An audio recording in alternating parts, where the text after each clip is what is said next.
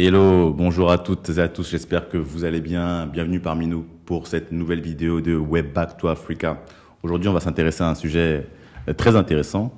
Je suis accompagné de Monsieur Marc, autrement Monsieur Florent Dikoumé, Oui. expert en communication et spécialiste du marketing. On va dire essayiste. Je suis un essayiste en communication marketing. D'accord, vous êtes un jeune qui se cherche un peu. Je me cherche encore. Ouais.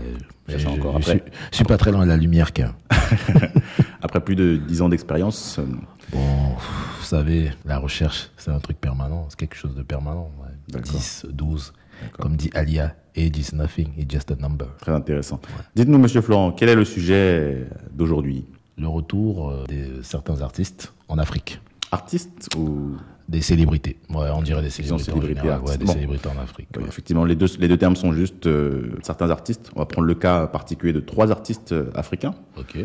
On va prendre le cas de Monsieur Yannick Noah. On va prendre le cas également de... Youssoufa. Et puis on prendra aussi tout récemment le cas de Black M. Donc restez parmi nous parce que vous allez apprendre des choses. Juste avant ça, je vais vous rappeler très brièvement ce que c'est Web Back to Africa. Je me présente, c'est Messan Frédéric Akakpovi. J'ai quitté il y a de cela 2 ans maintenant, on va dire, l'Occident pour voyager tout autour du continent et afin de découvrir les opportunités qu'il y avait en Afrique. Après un voyage d'une année, j'ai décidé de m'installer ici au Togo afin d'y travailler, afin d'y entreprendre, de mener des projets, afin d'avoir un impact positif. Maintenant, aujourd'hui, Web Back to Africa a pour but d'accompagner les Africains et les Afro-descendants dans plus de 10 pays en Afrique et également dans la diaspora, à savoir en France, au Royaume-Uni, aux États-Unis et puis au Canada. Donc si jamais c'est quelque chose qui t'intéresse, n'hésite pas à remplir le formulaire qui est ici en description. Et puis si tu soutiens l'initiative, que tu aimes ce qu'on fait, n'hésite pas à faire les 3 gestes qui sauvent, à savoir 1. T'abonner à la chaîne et activer la cloche pour ne rien manquer des contenus qui ont lieu sur Web Back to Africa. 2. N'hésite pas à aimer la vidéo. Aimer la vidéo ne veut pas dire forcément aimer le contenu de cette vidéo, mais ça veut dire que tu soutiens l'initiative et tu veux qu'elle grandisse. Et puis 3. Ne sois pas égoïste. Ne le garde pas pour toi. Partage-le sur au moins un de tes réseaux sociaux. Maintenant que ça c'est dit, on va revenir sur le sujet. Monsieur Dikoumé, selon vous, pourquoi est-ce que ces artistes sont retournés en Afrique? Ils avaient tout. Ils ont l'argent, ils ont le succès en France, des conditions de vie favorables. On sait que la France, lorsqu'on a de l'argent, un peu comme tous les pays du monde, mais d'autant plus en France, lorsqu'on a de l'argent, la vie est d'autant plus belle.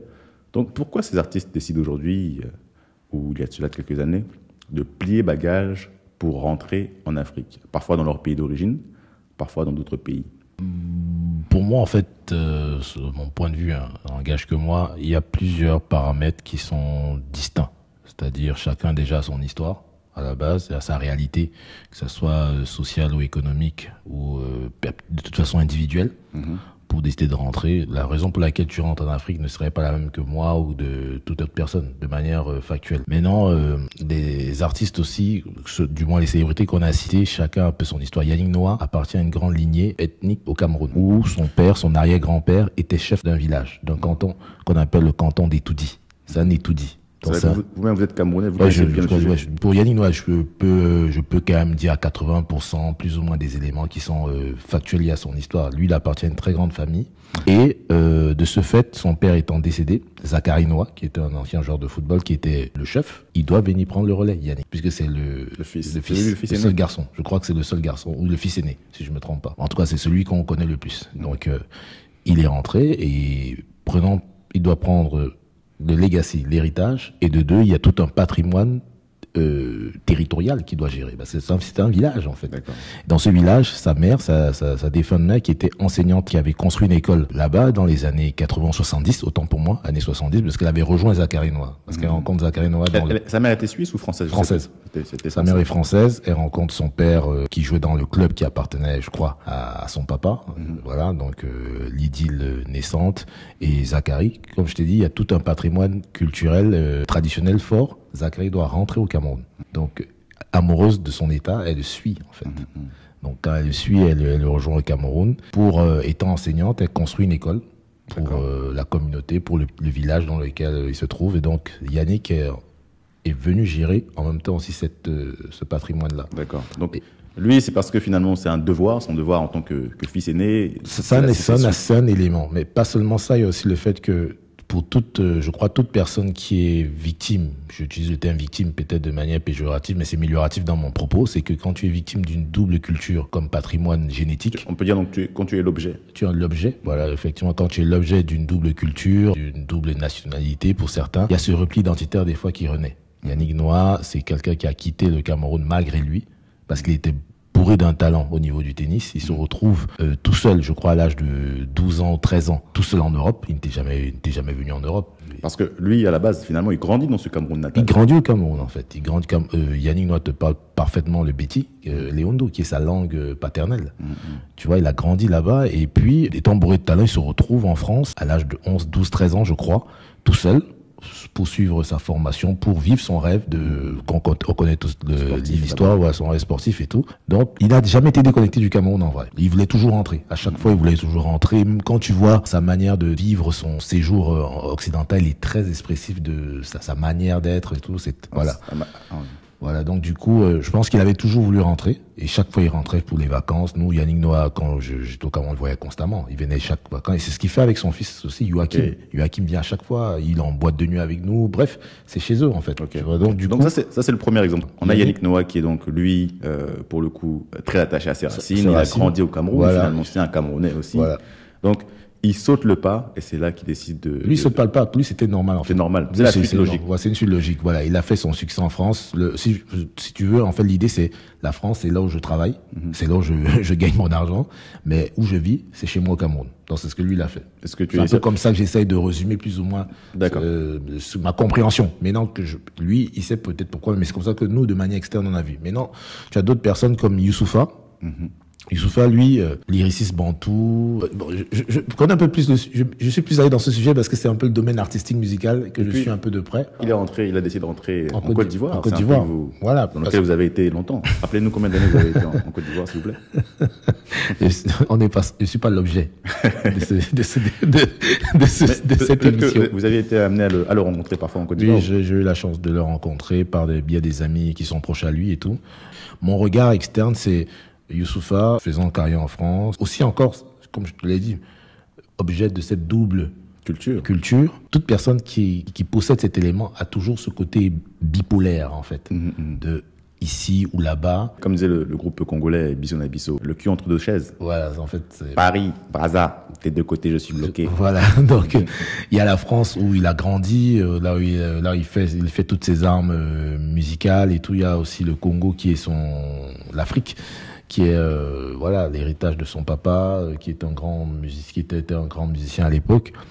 Et puis, rappelez-nous le nom de son papa. Alors là, je suis un peu largué. Taboulet Rochereau. Merci. Voilà. Mais je pense que lui, il est plus rentré. Il voulait retrouver. En fait, il se cherchait. Et du coup, tu as sur la carte d'Afrique francophone, et comme je l'avais dit dans une de tes émissions, la Côte d'Ivoire répond à tous les standards. Effectivement. De quelqu'un qui a vécu en France, un Africain qui a vécu en France, qui veut rentrer en Afrique. Parce que là, tu as un borderline, un copier-coller du modèle occidental plus ou moins réussi. Et du coup, si tu es à l'aise dans cet écosystème, rentrer en Côte d'Ivoire, ça se passe comme une lettre à la poste. Il y a beaucoup de personnes qui disent d'ailleurs que Abidjan est comme Paris, mais à part qu'il neige pas. À Paris, il neige. Voilà, c'est tout.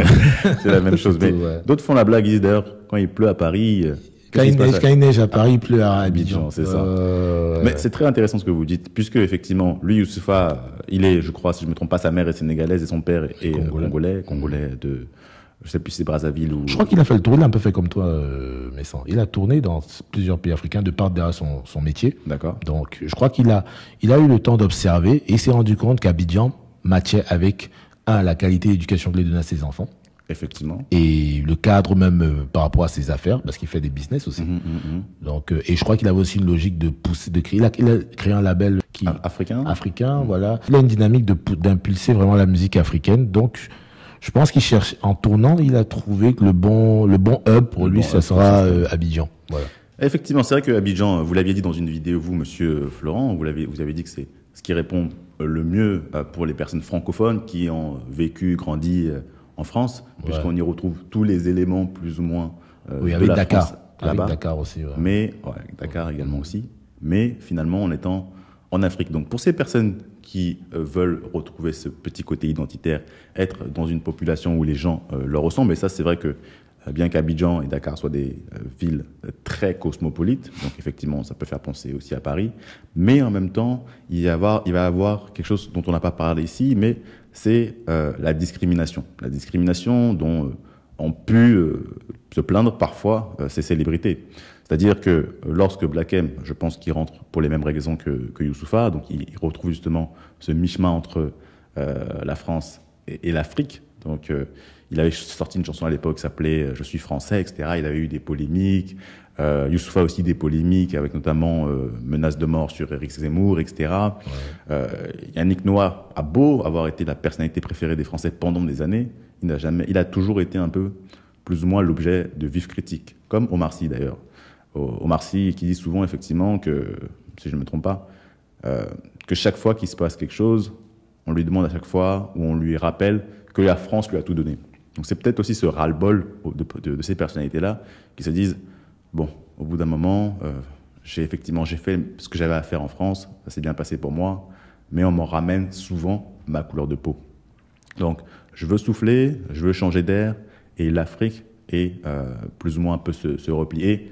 Puis, comme vous aimez le dire aussi souvent, finalement, ces personnes rentrent en Afrique, mais lorsqu'on a le passeport rouge, Bordeaux, c'est plus facile. Couleur. Ouais, tu remontes quand tu veux. Et parce que en fait, c'est moi, quand bon, mon point de vue, hein, j'ai jamais vécu en France, donc je ne connais peut-être pas cette réalité des discriminations. Bon, je viens d'un pays qui est anglo-saxon. Je vivais pas trop, je ressentais. En fait, quand je cause avec des gens qui ont vécu en France, nos discours sont un peu différents. Moi, j'ai pas vécu vraiment la discrimination en Angleterre.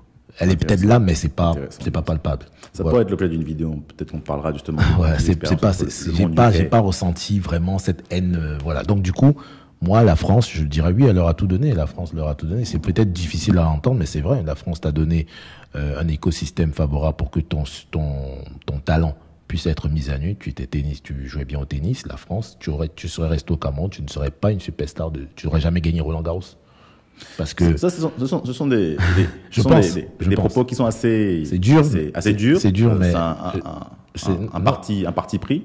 On va rester peut-être sur le vidéo. Mais je suis au niveau de cette phrase. Mais effectivement, ça peut être l'objet d'une vidéo. La France leur a tout prochaine. donné. L'écosystème était favorable pour que leur talent puisse éclore.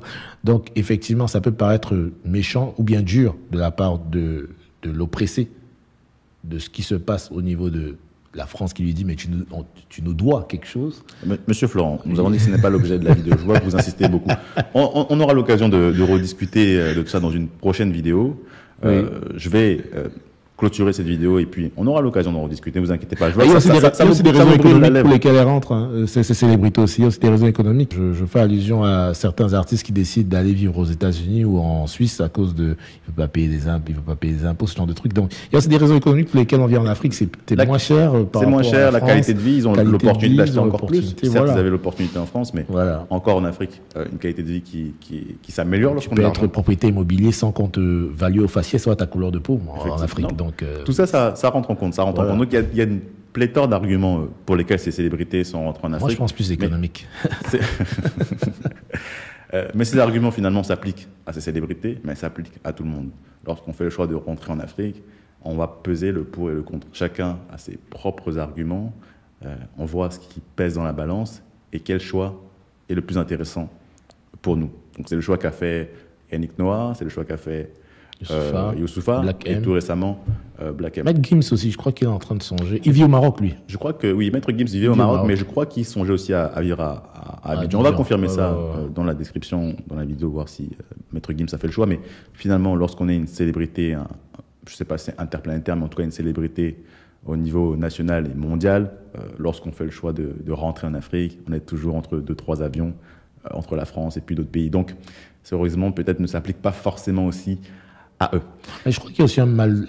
C'est vrai que tu veux qu'on clôture, mais je pense qu'il y a aussi une sorte de. Tu parlais de discrimination. En fait, quand j'écoute toutes ces célébrités qui sont d'origine maghrébine ou africaine, il y a ce sentiment de mal-être au sein de la France. Pourtant, ils aiment la France. Je prends le cas de Booba, qui est un artiste que j'adore énormément et personnellement. Je t'aime moi non plus, donc j'aime la France, mais elle m'a pas comme elle m'a pas aimé comme je voudrais qu'elle m'aime, je vis aux États-Unis, mais voilà. Tous ces gens sont connectés à la France, en fait, parce que même de notre histoire même coloniale et tout, la France et l'Afrique, c'est vraiment c'est une histoire. Je t'aime moi non plus, comme je l'ai dit. Et ce sentiment de mal-être, des fois, de ces célébrités se manifeste par le fait que, bon, ok, nous on rentre chez nous, mais on vient de temps en temps, et voilà, quoi. Ouais, je vois. Merci beaucoup, Monsieur Florent, pour ce dernier argumentaire. On va clôturer la vidéo. Merci à toutes celles et tous ceux qui nous ont écoutés durant cette dizaine de minutes. Je vous dis à très bientôt pour une prochaine vidéo. N'oubliez pas d'ailleurs de faire les 3 gestes qui sauvent, hein, comme je les ai évoqués initialement au début de la vidéo, à savoir 1. Vous abonner à la chaîne si ce n'est pas encore fait, et puis activer la cloche, c'est très important. 2. Aimer la vidéo et la commenter afin de dire ce que vous en avez pensé et montrer que vous soutenez l'initiative Way Back to Africa. Et puis 3, partagez-la autour de vous. Comme on le dit ici en Mina, et allez, à la prochaine. Merci. Ton soleil m'a manqué.